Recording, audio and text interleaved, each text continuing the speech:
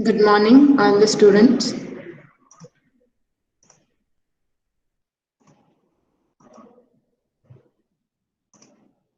Let's start our fifth lecture under module 3.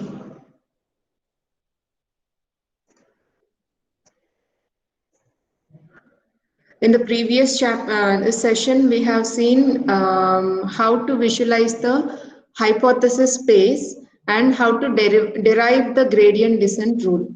Right? How to visualize the hypothesis space?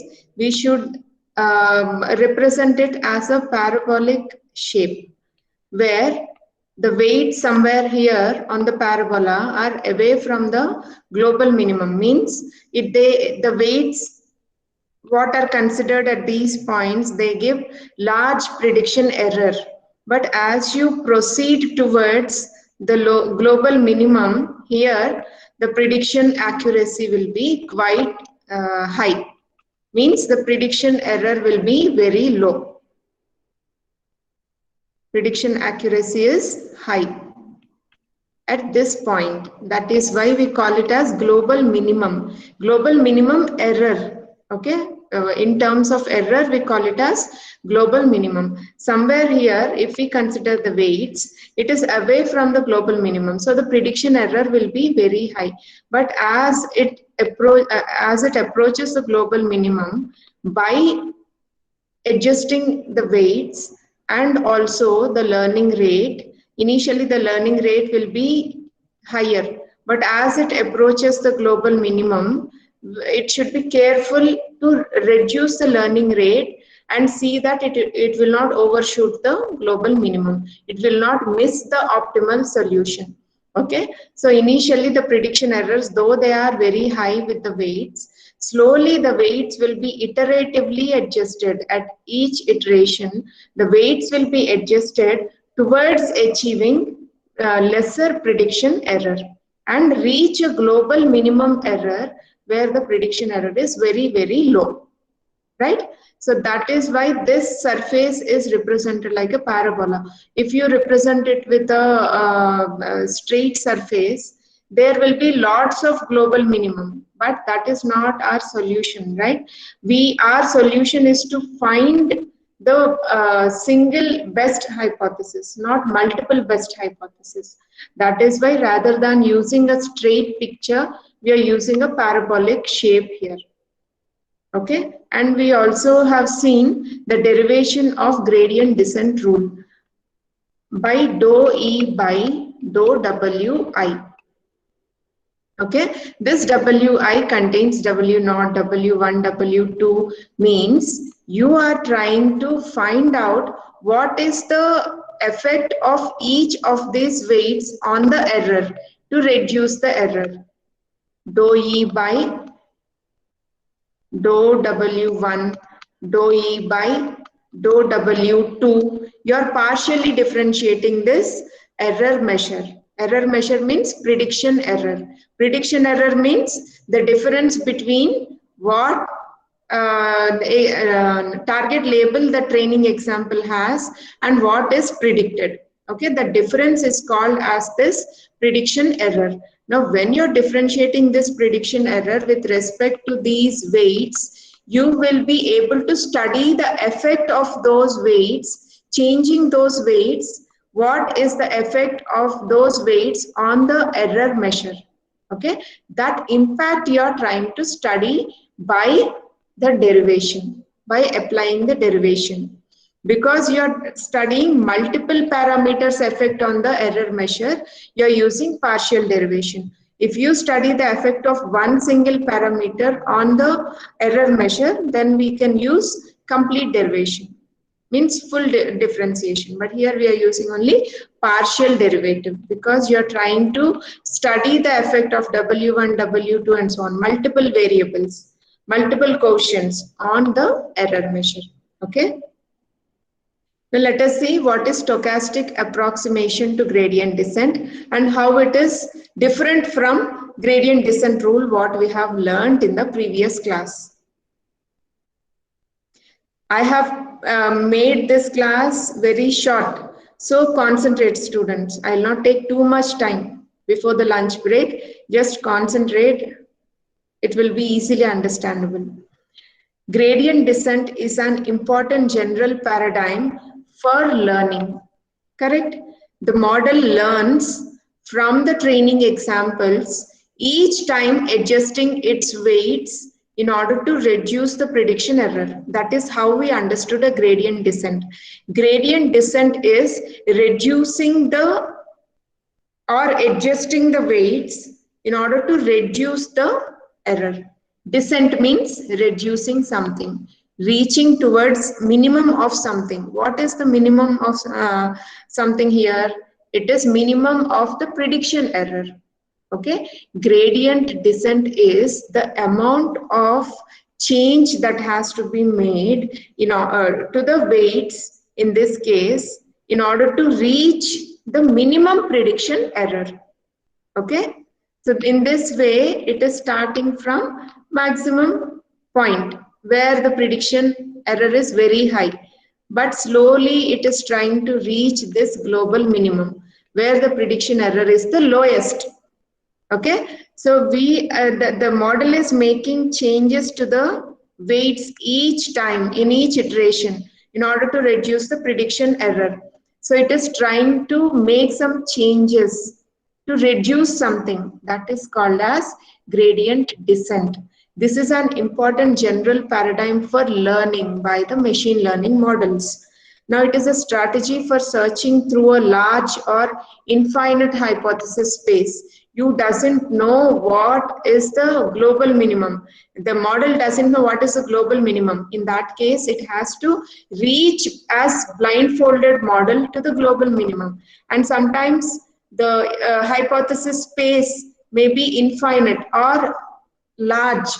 In that cases, this strategy, gradient descent strategy, will be helpful. Say a person is on Mount Everest, he has lot of options.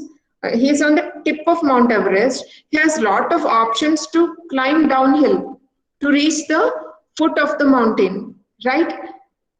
What is his best move? His best move may be in lots of directions. Means he has lots of hypotheses. He has lots of considerations at his hand to move forward to reach the foot of the hill. Okay, so what strategy he has to follow? Gradient descent. What is gradient descent? To reduce the error in his step forward to reach his destination to the foot of the mountain. At each step, he is learning something.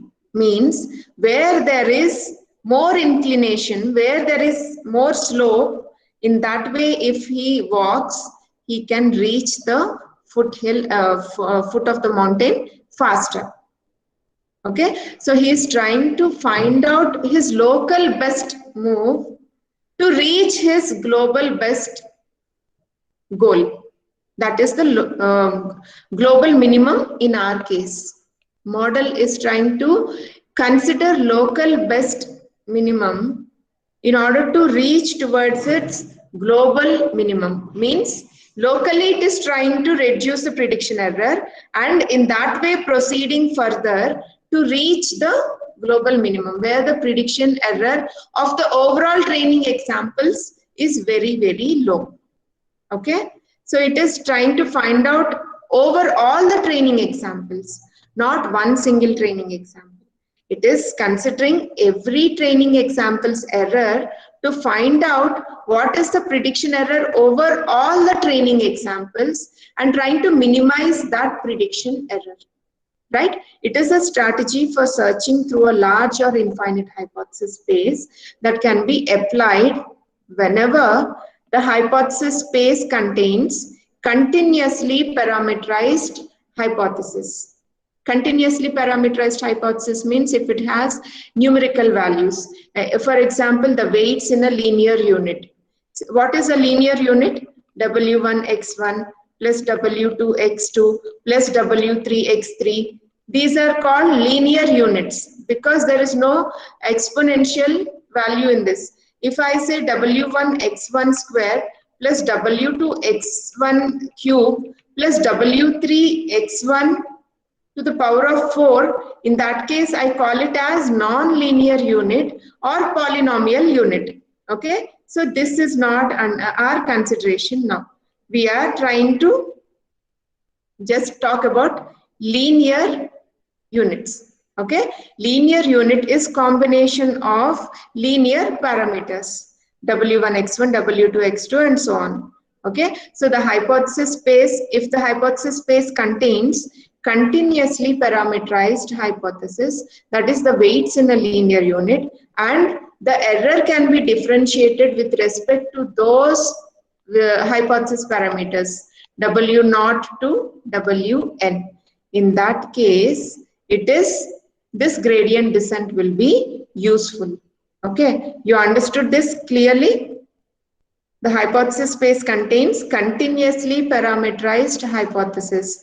Means if it is continuously parameterized hypothesis means you have lots of values right here, w1, w2, w3, lots of weights have to be adjusted, lot of weights have to be learned in order to arrive at an ideal target function. That is why we are calling it as continuously parameterized hypothesis. Okay, our hypothesis, our best hypothesis is to find out the ideal weights, okay, which will reduce the prediction error. Ideal weights means something like model weights, which will arrive at less prediction error. Okay, so the error can also be differentiated with respect to these hypothesis parameters. In that case, normally we use this gradient descent learning. Now the key practical difficulties in applying this gradient descent rule are, what are the practical difficulties? Converging to a local minimum can sometimes be quite slow, right? I'm just drawing a parabola like this, but that case, say when we take Mount Everest case, climbing down the Mount Everest to reach the foot of the mountain, lots and lots of local minimum are available. Yes, in this way if I go, yes, this is my best move. In the other way also this will be the best move. In one another way also it will be the best move. Means I have at each step when I'm climbing down the mountain, different kinds of solutions which are proven to be optimal with the same inclination. Which one to select? That is a practical difficulty, right? So converging to a local minimum can sometimes be quite slow. That is, it can require many thousands of gradient descent steps. And if there are multiple local minima, as I said, if there are multiple optimal solutions on the error surface, in this case what I'm talking is the mountain slope, then there is no guarantee that the processor will find the global minimum. At each step I have different solutions, I move in that direction. Again I have different solutions, I move in that direction. But later it is proven to be not optimal solution, I have to come back, then go further in another direction, go further in another direction. This will make the person climbing down the hill not reach his final destination very quickly. He has to consider lots of alternatives moves, right? In that case, when there are multiple local minimum solutions, when there are multiple local minimum considerations on the mountain slope, in this case the error surface for the model, then there is no guarantee that the processor will find the global minimum. When it will find? Very quickly or after a long time, there is no guarantee. Okay, so these are the practical difficulties when we are applying gradient descent rule. Now, one common variation on gradient descent intended to alleviate these difficulties that are discussed is called incremental gradient descent, or you can alternatively call it as stochastic gradient descent. Stochastic means random, means it doesn't have any deterministic approach. Deterministic means you doesn't know the next step with quite confidence. It is like you're making a random guess. Okay, so when the weight adjustments are done, you're making a random guess but incrementally building the guess, so that that is why it is called as stochastic gradient descent, not deterministic gradient descent. It is not a specification of something with 100% confidence. It is approximation, estimation of something. There is always approximation associated with prediction, right? That is why here we call it as stochastic.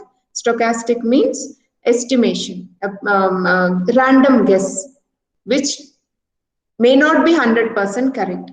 Okay, that is called as stochastic. So one common variation on gradient descent intended to alleviate the difficulties is called incremental gradient descent, or we can also call it as stochastic gradient descent.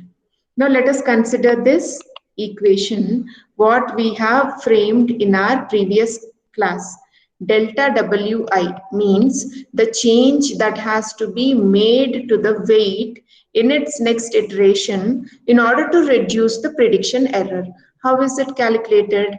Learning rule multiplied, learning rate multiplied by the prediction error associated with each training example. That is why we are taking D belongs to D. Otherwise, we can simply write it as T minus O. That is for all the training examples together, right? But here you are finding out for each training example what is the prediction error multiplied by that particular input parameter for that training example. D belongs to D, where D is each training example and D is set of all the training examples. Okay, this is how we actually calculated the gradient descent. That is the change that has to be made to Wi, that is delta Wi. Whereas the gradient descent training rule presented in the above equation, that is this equation, computes weight updates after summing over all the training examples in D. It is summing up all the training examples that are available in the set of training examples D. The idea behind stochastic gradient descent is to approximate this gradient descent search by updating weights incrementally following the calculation of the error for each individual example. Rather than summing them up, in gradient descent, what is done? It will sum up all the errors associated with each training example, and that prediction error is taken. Entire measure is taken, not prediction error. Entire measure is taken means the error that is encountered across all the training examples summed up. That is taken to decide the weight adjustment. But in stochastic approximation gradient descent, it will consider each individual example to adjust the weight. Okay, I'm making it very clear. Listen carefully. In gradient descent, all the prediction errors of each of the training examples D is summed up, added. All the errors are added, and based on that measure, the weight adjustment is done. That is delta Wi. That weight adjustment is decided. But in stochastic approximation to gradient descent, instead of calculating the sum of all the errors, it will consider the error of each individual training example. It will not sum up all the errors. It will take each individual training example's error to decide the weight adjustment delta Wi. Okay, you notice the difference now? Instead of summing up, it is considering each training example's individual error and deciding on the weight adjustment. Okay, so the modified training rule is like the training rule given by the above equation, except what is the difference? Except that as we iterate through each training example, we update the weight according to this equation. Initially, what is done? All the errors are summed up, and based on that weight adjustment decision is taken. But according to this modified training rule, according to this stochastic approximation gradient descent, what the model is doing now? It is going through each training example to update the weight. For this training example, this is the error. In order to reduce this, make this weight adjustment. For the next training example, the error is larger. According to that, make the weight adjustment. Like that, it is doing it for every training example. This is called as stochastic approximation to gradient descent, and that is calculated using this formula. You know this formula, right, already? This is used in your perceptron training rule. You remember how is the weight adjustment calculated? Learning rate multiplied by the prediction error multiplied by the input value for the ith input. Okay, that is what is given here. T, O, Xi are the target value, unit output or the output of that particular training example, and Xi is the ith input for the training example in question. Now, to modify the gradient descent algorithm to implement this stochastic approximation, equation T 4.2 in your gradient descent algorithm. I have presented you this gradient descent algorithm in the previous class. You remember this part? Now, in this, what slight modification should we do in order to make it as stochastic approximation to gradient descent, not the regular gradient descent? To modify the gradient descent algorithm, to implement this stochastic approximation, to induce the idea of this stochastic approximation into the gradient descent algorithm, what has to be done? What change has to be done? Equation T.42, the equation T 4.2, sorry, that is entirely deleted. Means Wi equal to Wi plus delta Wi. That is entirely deleted from the algorithm. And equation T 4.1 is replaced by this equation. Wi is calculated as Wi plus nu T minus O Xi. Okay, what is the difference? Now you are not calculating delta Wi, you are calculating Wi. Delta Wi is the change in the weights when overall errors are summed up. But this Wi is the weight adjustment that has to be done by considering each of the training examples error, not summing up all the training examples errors. Okay, that is given by this formula. Wi plus, initially Wi will be 0. Initially all the weights adjustments what we have to make initially will initialize, assign a value 0 to it. Plus, what is the actual adjustment? Learning rate multiplied by prediction error multiplied by the input value for the ith training and ith input for the ith value. Okay. Now, one way to view this stochastic gradient descent is to consider a distinct error function ED defined for each individual training example D as follows. This is how we consider the distinct error function. What is this distinct error function? I'm reading this term EDW bar. How to understand this? The error gradient of a particular training example D with respect to the weight vector. Okay, so what are the weights when for this training example a prediction is made and the prediction error is encountered? What are the weights? Check the weights and adjust those weights. Now check the same thing for the next training example.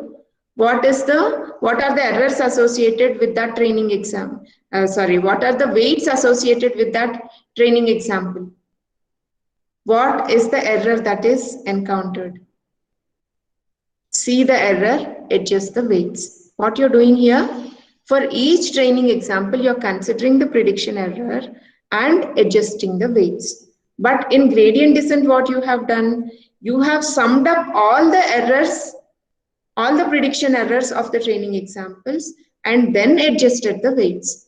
But in stochastic approximation, you're considering each training example's error, find its associated weights, adjust them. Again, check the next training example's prediction error, see the associated weights, adjust them. Okay, for each training example, you're doing this. This is called as stochastic approximation to gradient descent. Now, stochastic gradient descent iterates over the training examples, each of the training examples D in the training example set capital D at each iteration, altering the weights according to the gradient with respect to error gradient of that particular training example with respect to weight vector. That is what I explained. Now the sequence of these weight updates when iterated over all training examples provides a reasonable approximation to descending the gradient with respect to our original error function EW bar. Now what we'll do, you have sequence of these weight updates. For first training example, you have weight update. For second training example, you have weight update. For third training example, you have certain weight update. Now, approximate all these weight updates, right? Approximate all the weight updates that have been done in a sequence, and that approximation is your original error function EW bar, or the error gradient with respect to the weight vector. Did you understand? Before, what we did in gradient descent, we have summed up all the errors across all the training examples and did the weight adjustment. In this case, in stochastic approximation to gradient descent, we have checked each training example's error, prediction error, and adjusted that weights associated. Next example's prediction error, adjust weights associated with that. Now these weight adjustments are available to us. Sequence of weight adjustments are available to us. Say if you have 10 training examples, you have 10 sequence of weight updates. Now approximate means do some aggregating function, something like averaging or finding min max, something like that. Perform some aggregate function to approximate what is the overall weight adjustment. That will actually eliminate the risk of many local minimums and lead the model to reach its global minimum. Okay, this is how some practical difficulties of applying the gradient descent rule can be overcome by using this stochastic approximation to gradient descent. Got it? Now, what are the key differences between standard gradient descent, that is what we learned in our previous class, and stochastic gradient descent, what we learned in today's class? Okay, let us summarize.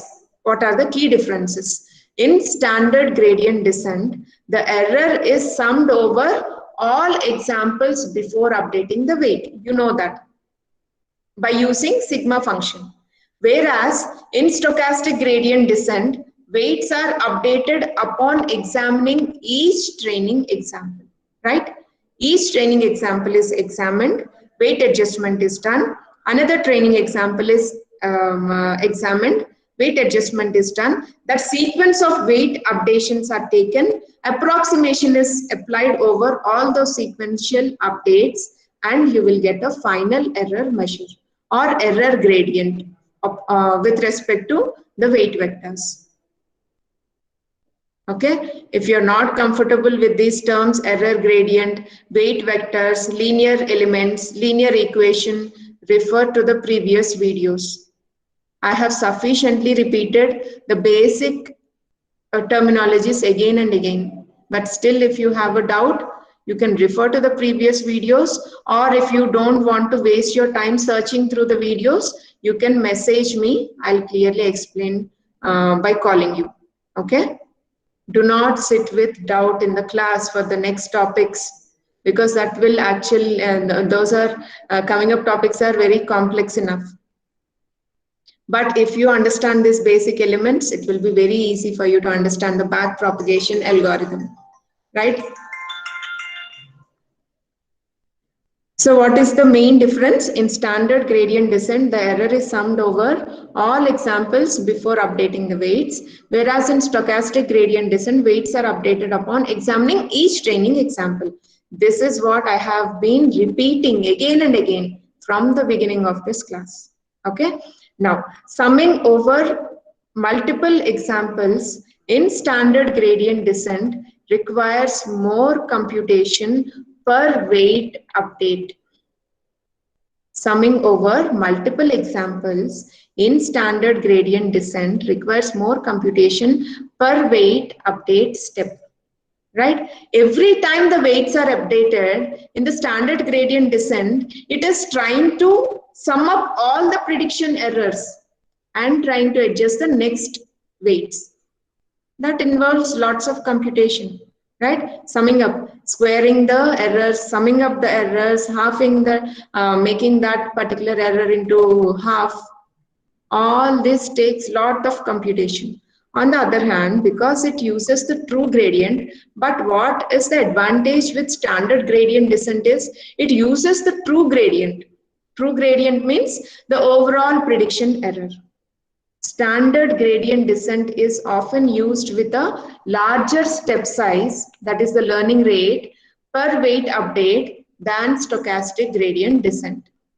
But because you have an overall estimation, what is the advantage of standard gradient descent?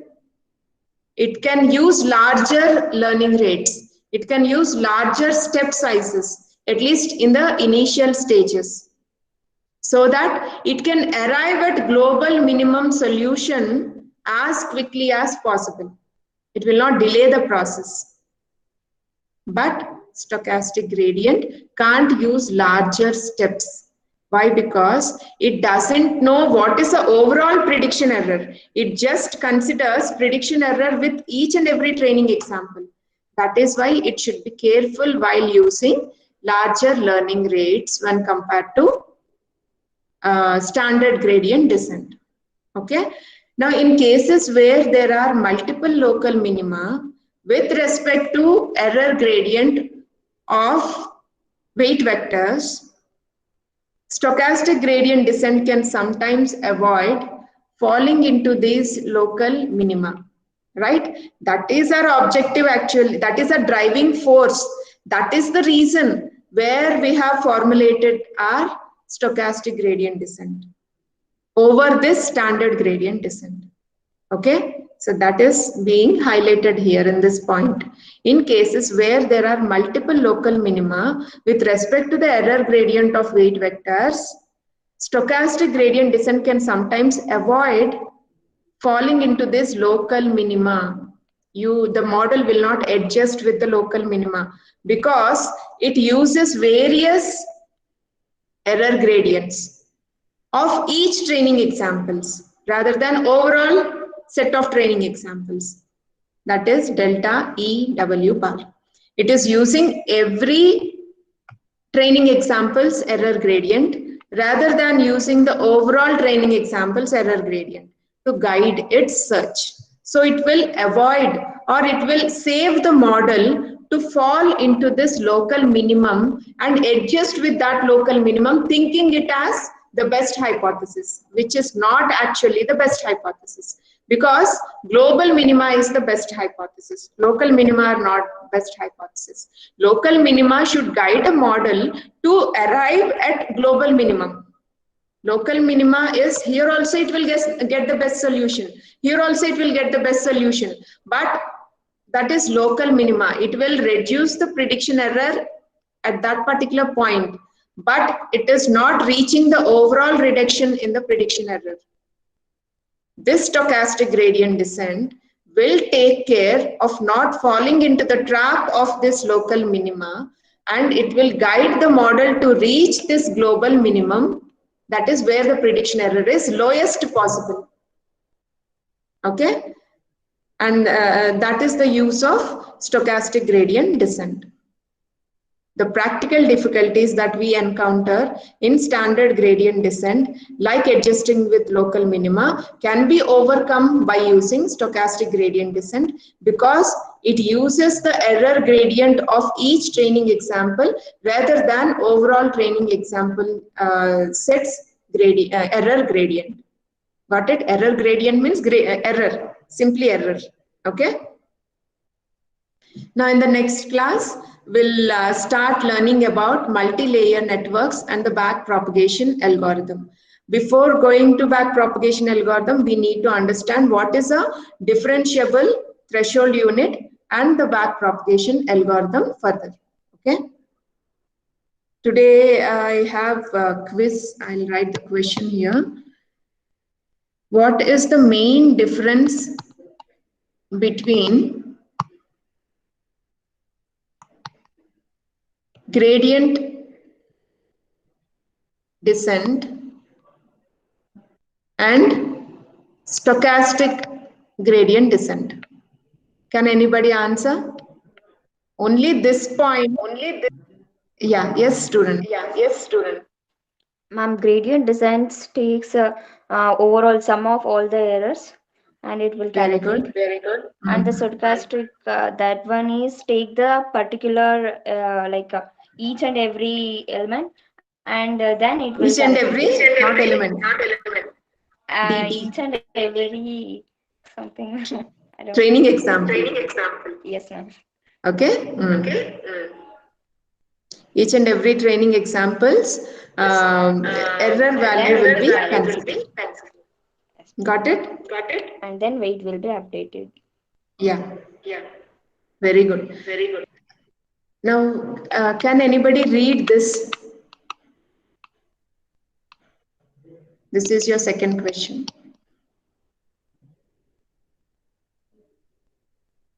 Can anybody read this representation? Do not by heart it saying inverted delta E W bar. No. Understand how to read it. Only then you will go forward understanding the topic. Yes. Can anybody read this, students?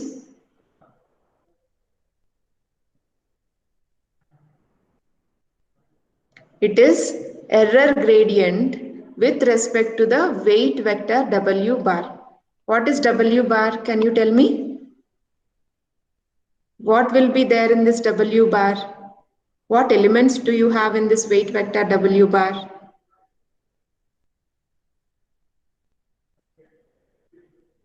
Naina? It's weight. Yes, Naina? Or somebody else started answering. Yes, you can answer.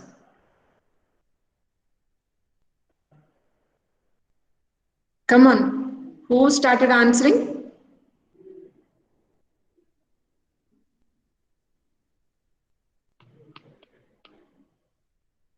Tanuj?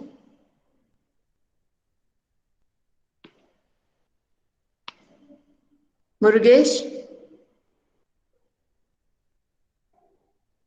Ajay? You're there or not? What are the components of this weight vector W bar?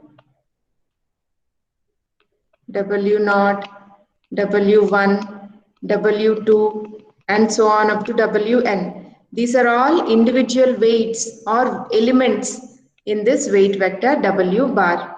Now, when I say delta, inverted delta E, I'm talking about the error associated with each of these weights.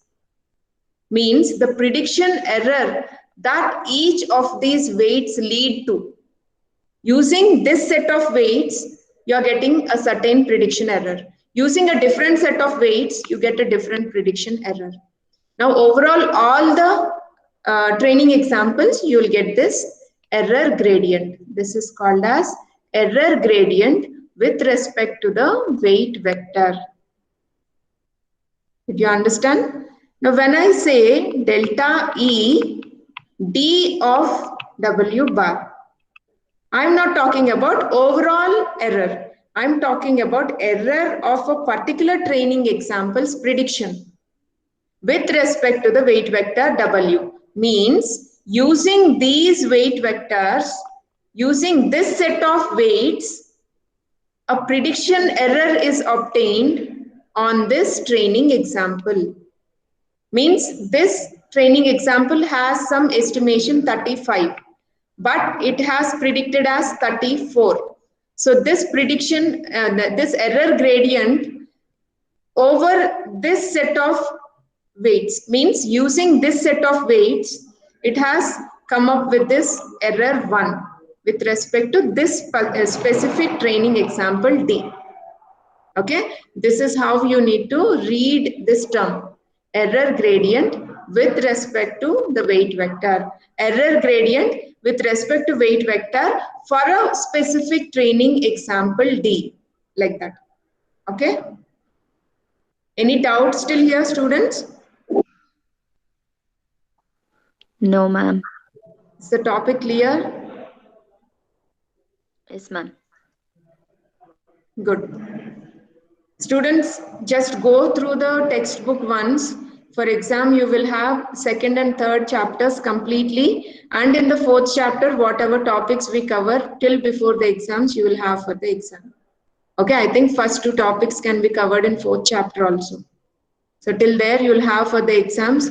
Go through the textbook. If you have any doubts, ask me. And for basic reference, these slides will be enough.